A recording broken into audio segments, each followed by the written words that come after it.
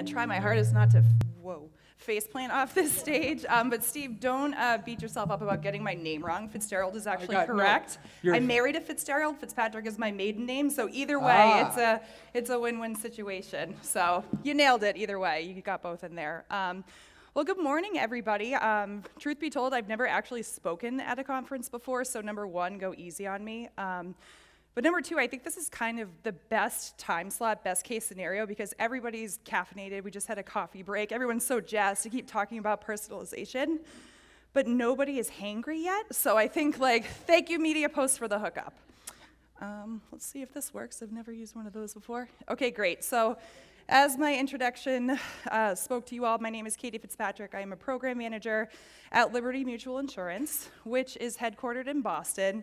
And I can't in good faith stand on this stage following an act from the Detroit Pistons and feel like I would be shaming the city if I didn't do a little humble brag about the Boston Celtics and their current playoff run. But I'm not going to sit up here and I'm not, I know there's a lot of Boston in the audience. But I'm not going to stand up here and I'm not going to brag about how many championships we've won. So if you want to ask me later, you'll find me at the bar. Tip-off is at 7 p.m. and I will gladly tell you that it's 17 championships. So go Celtics. But anyway, I'm here today to talk about personalization and how we use it in our space at Liberty Mutual. And one of the biggest questions that we ask ourselves on a day-to-day basis is how are we delivering meaningful and impactful campaigns to very large and very diverse audiences without compromising our efficiency? I think one of the biggest challenges within acquisition marketing is really there's a lot of pressure and volume. Let's drive as many possible leads as we can into our funnel. And just, don't worry about strategy, don't worry about anything, just get as many leads into the funnel as you possibly can. Because eventually if you throw enough stuff at the wall, it's gonna stick, right? But that's actually a pretty horrible approach to acquisition marketing. I think we just wanna get everything out the door so quickly that I think if we actually pause and take a step back, and develop a personalized strategy, you'll see that your campaigns will go further in the long run, and you don't have to compromise your efficiency in the meantime. So we've been talking about personalization all morning. I won't walk through every single one of these little factoids that I found when I was researching personalization for this presentation, but the one at the top really resonated with me. Marketers have noticed a 760% increase in revenue from segmented campaigns. I mean, the proof is in the pudding. Consumers are telling us what they want. If you think about your own email inbox, I don't know about you guys, but when I log into my Gmail, I am so overwhelmed with the amount of emails that come through the promotions tab. I swear I get hundreds throughout the day, right? Like dozens from, I think, Groupon alone. And I break out in hives. There's hundreds of emails, and it's really overwhelming on a consumer, or to be a consumer and be on the receiving end of those emails. So I think one thing that we need to keep in mind as consumers are being completely inundated with emails is how do we be strategic and how do we make our campaigns that much better and take it to the next level? So today I'm going to walk you through a couple of different tests and a couple of different case studies where we've utilized personalization to our advantage in the acquisition side of the house, but wanted to kind of take a step back and just give you a little bit of insight into the segment that we work with at Liberty Mutual. So with large partnership marketing, it's not the traditional broad reach campaigns. I mean, I could ask all of you in the room how many of you have seen Liberty Mutual commercials. You'd probably all roll your eyes and stick your hand up. They're everywhere, I know this. I see them too and I count them when I work from home. But this is a completely different population that we market to. Liberty Mutual, far and away, is the leading insurance carrier for these OEM partnerships with these global auto brands. We also partner with connected home companies. That's a really booming space within the home insurance industry to partner with. We see financial institutions, we see airlines, so on and so forth. But for the intents and purposes of today's presentation, we're just gonna focus on the OEM segment. And at a glance, you see the metrics on the side there. The planned volume for this year is roughly around 60 million. We hit OEM drivers pretty much on a monthly basis with a variety of different campaigns. Open rates, they hover around 23.3%. Some of our partners are really engaged digitally. We see open rates of upwards of 60%, and then others we question if they're even alive. That's kind of like a data quality Problem with our OEMs, we'll see like open rates of 5%. So it kind of balances. 23.3% is pretty solid on the acquisition side. Click-through rate hovers around 1%. For those of you who aren't familiar with insurance speak, two critical KPIs that we look at are quote start rate and quote complete rate. So quote start rate, someone clicks through to our landing page, they input their zip code and they fall into our quoting process. That constitutes a quote start. And then quote complete is someone who makes it through the entire quoting journey and is served up a price. And then unsubscribe rate you see there is about 0.6%. And on the right-hand side, I got a little bit trigger happy with logos. Had a lot of fun with cut and paste. But you can see, and I'm really glad that none of my Liberty Mutual coworkers are here because they would call me out on my most overused cliche saying where our OEMs they're so special, they're like snowflakes, no two are exactly alike. So I think, from some of the larger scale brands that are more value focused, like Hyundai, Kia, and Nissan, all the way to some of the most exclusive brands in the world, like Mercedes, BMW. Some of them I had to Google. I was like, who's Alfa Romeo? And then I Googled it, and I saw the price tag, and I was like, that's why I've never heard of it. I will never own one a day in my life. We partner with a lot of safety-focused brands, so Volvo and Subaru. So all across the board, you can see where I'm going with this. Acquisition marketing, within this particular segment, you can't use a one-size-fits-all approach. I mean, it's just not gonna work. It's not gonna work. Excuse me. So before I take you through our case studies, I wanted to take you through the evolution of our emails throughout the years. So the email creative you see on the left, that is our email creative circa 2015. You can see it's very true to Liberty Mutual at the time in terms of branding. You see, there's a lot of yellow in this presentation, but you see the Liberty Mutual apex at the bottom of the email creative, and then the Liberty Mutual torch in the upper left-hand corner. You get a small partner logo, and you get a hero image of the vehicle, but for the most part, that's a Liberty Mutual branded communication. In 2016, we took a step back, and we're really lucky in this particular space because most of our partners are licensed to sell insurance, so we have some creative flexibility to kind of lean towards their brand, which makes sense because you think of the purchase of a vehicle. That's a big purchase. People spend a lot of time researching what car they're gonna buy. It's a big expense. It's tens of thousands of dollars. Unless you're buying an Alfa Romeo, then it's like 300,000. So people tend to resonate a bit more with marketing that centers around their vehicle as opposed to a traditional insurance solicitation email. So on the right-hand side here, this test was ran back in, I think it was early 2016. And we versioned out our creative. We had one template, but we were pulling in different imagery and different brand colors for our call to action buttons, making the hero image a lot more prominent across this template. And we sent out one deployment for the 5 Fiat Chrysler brands, Chrysler, Dodge, Jeep, Ram, and Fiat. And when we ran this test, we saw a 48% lift in click-to-open rate, which is huge. I mean, so we knew that we were onto something. This is the tip of the iceberg. People really, really love their cars. So we wanted to dig a little bit deeper and figure out how we could optimize our creative based on these learnings. So we are also really lucky in the fact at Liberty Mutual, I know anyone who works in the acquisition space, it can be really, really difficult to find qualified leads. People spend a lot of money on third-party data sources, and sometimes you're questioning the quality of the data that comes through. We're very, very lucky in our space because our partners on a monthly basis send us their customer data. Sometimes the quality is not the best, but I would say for the most part, it's pretty legit, and we do see some really great results. But name, home address, email address, age, income, vehicle model, and marital status, those are just samplings of the types of data that are available to us for our campaign.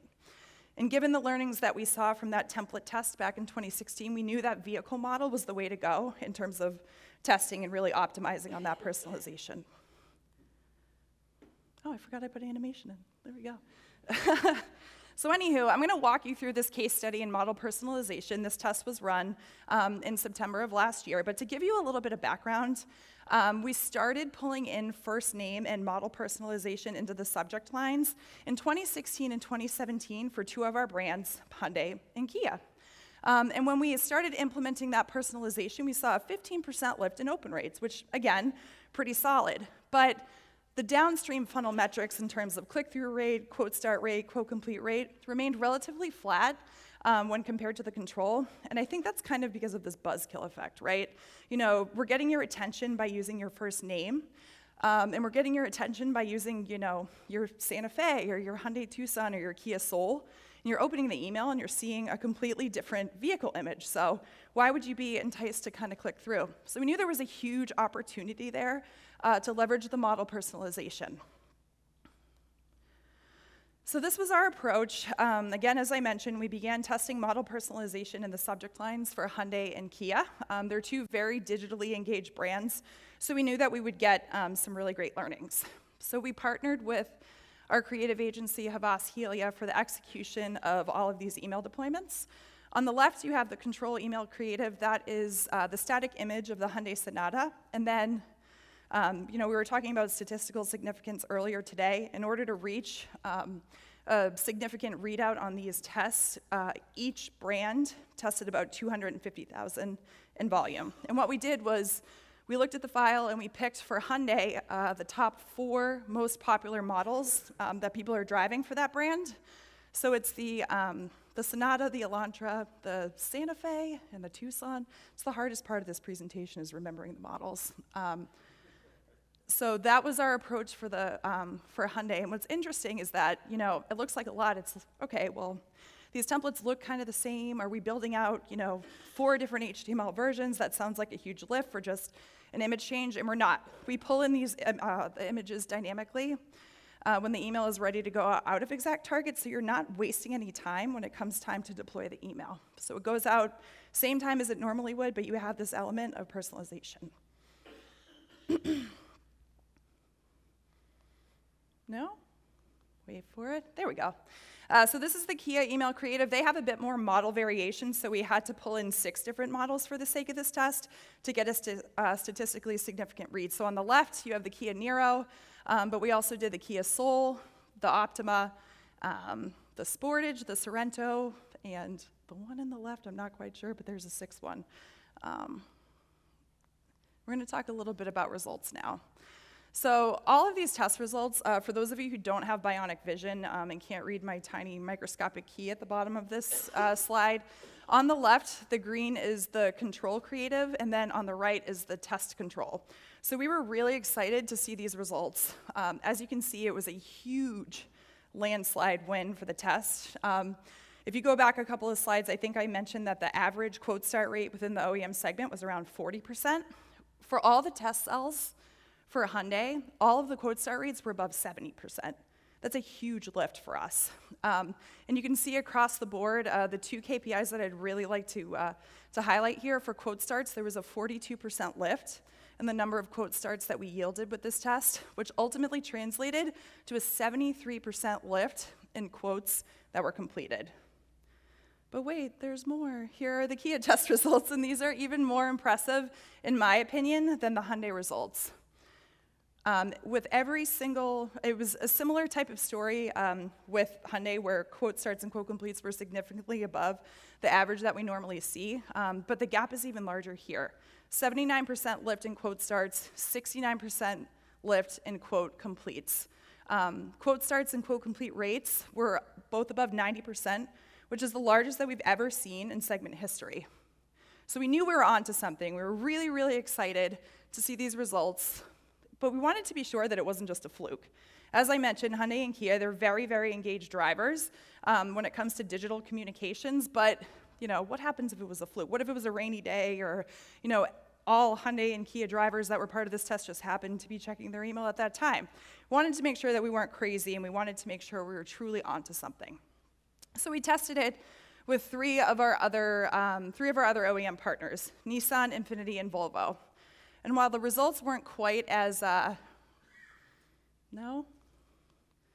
Wait for it. The results weren't quite as much of a landslide here, but we saw a 12% lift in click-to-open rate for Nissan, a 12% lift in quote start rate, and then a 20% lift in quote start rates for Volvo. So, or just quote starts for Volvo. So you can see across the board, these are all significant results in favor of the test creative, and as a result, we've pretty much scaled this out across across our segment. I'd like to point out that for Hyundai and Kia, just by swapping out the static image for the personalized version, if we were to scale that out, our projections for this year suspect that we would drive an incremental around 500 to 600 policies just by swapping out an image. It really is that simple. So we wanted to take it a step further. Where else can we utilize this model personalization? And with every good acquisition campaign comes a solid landing page. And we had the same type of mentality.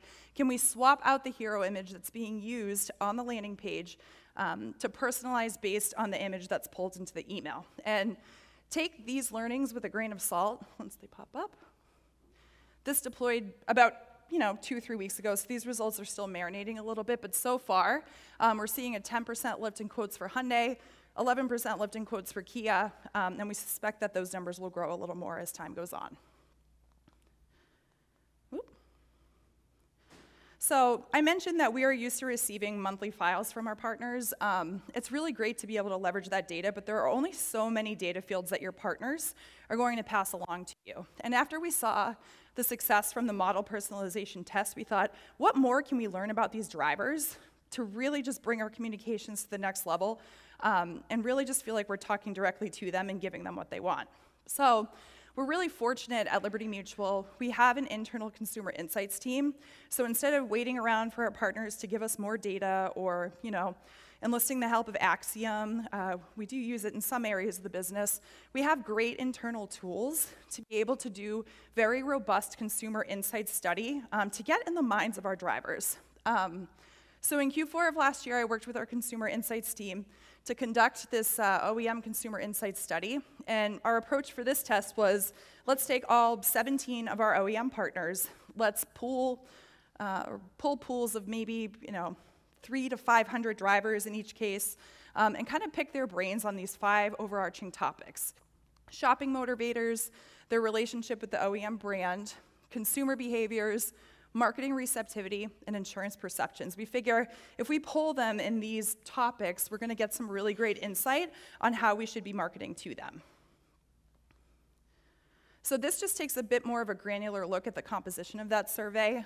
Within the relationship with OEM bucket, why do you trust your OEM? What are those trust factors? And are you likely to trust companies that are endorsed by this particular OEM? For marketing receptivity, historically for Liberty Mutual, we have always led off with our savings figure. And that's pretty common across the insurance industry, but what if people don't care about savings? What if people care about the products and services that you're providing? And that's a more compelling message than the traditional savings figure. We also did RTB. We're really, really into acronyms at Liberty Mutual. RTB is a fancy acronym, reasons to believe, and it's basically our products and services. So we also did an RTB study where we had the drivers of these OEMs rank our products and services from most compelling to least compelling, so we can understand what really works for them. Insurance perceptions. Insurance can be kind of scary if you don't know anything about it. So we really want to understand what the biggest pain points are for our drivers, and how do we kind of ease that pain during the shopping and quoting process. And what are your coverage priorities? And then shopping motivators, we want to know the hobbies and interests of our drivers. What is it that makes them tick? What are they interested in? What is the primary reason for their vehicle purchase? And what are their shopping triggers? What makes them trust and distrust companies? And lastly, consumer behaviors. How many miles are you driving per year? Your claim filing history. And then lastly, and perhaps most importantly, what is their preferred marketing channel? As I mentioned before, we used to have this one-size-fits-all mentality in this segment. We have this one template, it's great, we'll swap out the image, throw in a little color, and we'll just use the same one for every single brand across the board. Well, we figured that would work, but once we saw the results of this survey, turns out our OEMs couldn't be more different. There were enough similarities where we were able to kind of group them into 4 overarching categories, but there were so many differences between each one. I can't believe that we used to, move forward with that mentality that one-size-fits-all marketing was going to work. So the 4 groups that netted out of this survey, we have value, so those drivers that are focused more on cost, less on quality. Aesthetics, people who seek a specific look and or function. So you think of like Mini and Fiat, they're really cute cars, you buy them for the look. They fall into the aesthetics category, whereas Hyundai, Kia, Nissan, Chrysler, they all fall into the value bucket. Prestige, they have a very strong affinity for their brand and this associated perception of status. BMW, Mercedes, Audi. Those were the partners that fell into that bucket. And lastly, the niche brand. So they identify with their OEMs because they represent some type of unique offering and really strong brand. So that's where you're gonna see Jeep. Jeep has such a strong brand, and their drivers, it's a cult following. Same thing with Subaru. They fall into the niche bucket. So you can understand where those populations would be very different. I won't go too granular or too in the weeds on this slide because there's a lot of charts, and I've had a lot of charts in this presentation, but for the most part, I just wanted to highlight some key differences between the different groups that netted out of this survey. So, as mentioned with value, motivated by low cost and value of the product. They're less likely to shop online. They prefer direct mail or any other channel really besides online marketing. So all of the marketing communications that they're receiving digitally should drive to some type of call center or local sales office. They really like family and travel. They typically have young children in the household, fewer homeowners, and they have a lower trust in OEM because price is their motivating factor. If a different OEM is going to give them a better price, they have no problem leaving their current brand. For Prestige, motivated by status, quality, and innovation. So they're the drivers that have all the cool, funky technology, bells and whistles in their car. They prefer to shop online because they are interested in technology. They're also interested in travel, cooking, and investing. There's an increased likelihood of no children in the household. That's because the demographic of this group was much older, so we hypothesize because a lot of them own multiple homes that they're just kind of at that stage in life where the kids are out of the house. Maybe they're often married with their own kids and they're kind of just living the glory days with no kids in the house. They're a higher percentage of homeowners and they have a much higher trust in OEM compared to the value group. For aesthetics, aesthetics, motivated by looks and desired features, that's pretty easy to understand. They prefer to shop online as well.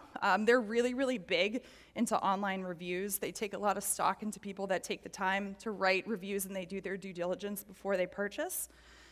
They too like travel, arts, and entertainments. They are more likely to have pets in the household for whatever reason, which is interesting. And they have a much higher percentage of renters and a lower trust in OEM. And finally, with the niche brand here, they're very motivated by the reputation and brand recognition. So Subaru, they've got this ongoing Love Promise campaign. They're loyal to that brand because of the value that Subaru provides to the community. They prefer in-person interactions, so if we're able to drive to a local office or have some type of engagement online with chat or what have you, they prefer to interact with people instead of just being marketed to via email. They have pets and children in the household. Because it's kind of a catch-all group and the brands vary, there is a blend of homeowners and renters. And out of all the groups, they have the highest trust in their OEM brand. So next steps here, we were so just blown away by the amount of insights we were able to get from this particular study that this is kind of where we're headed as a brand in terms of a testing roadmap within this segment. So these tests are all deploying within the next couple weeks. On the left-hand side, you have an auto and home bundle test that we're running with Volvo. The reason we chose this test is because Volvo, out of any OEM polled in the survey, had the highest percentage of homeowners. So we thought, okay, well, why are we just marketing auto insurance to them? Maybe there's an extra value there. We could start to market our 782 savings figure and entice people to get auto and home insurance with Liberty Mutual. Little fun fact about all these templates, they're all animated. So the 3 squares that you see at the bottom of the screen there, it's actually a rotating carousel, and it highlights the different products and services when you get both auto and home insurance with Liberty Mutual. The test that you see in the middle here, this is competitor savings. So this is for Nissan, obviously part of that value bucket. There's 3 little cars that drive across the screen in an animated fashion, and it just highlights our savings figures over our 3 big competitors, so Geico, Allstate, and State Farm. And then lastly, customer testimonials. We're testing this with Infinity. Reason being, they're part of that aesthetics group that really relies on reading reviews online before they make a purchase. So we thought that leveraging a lot of the customer testimonials that we get from Liberty Mutual customers would be just a strong, case for an acquisition email there. And so these quotes kind of circle through. I think we have about 3 of them, and it gives you a bunch of different reasons why customers come for the savings, but they stay with Liberty Mutual for the customer care, for the peace of mind, et cetera, et cetera. So that's all I have. And one thing I'd like to point out is yesterday when I sat through everyone's presentations, I was feeling really good about my slides when I put them together. And then I came down and I'm like, man, you know, this guy's got Jay-Z and Beyonce in his slide. And, you know, there were so many cool videos. And I was like, we have so many charts and so much yellow in this deck. But like I threw a meme in at the end, so I hope that gets me some type of street cred.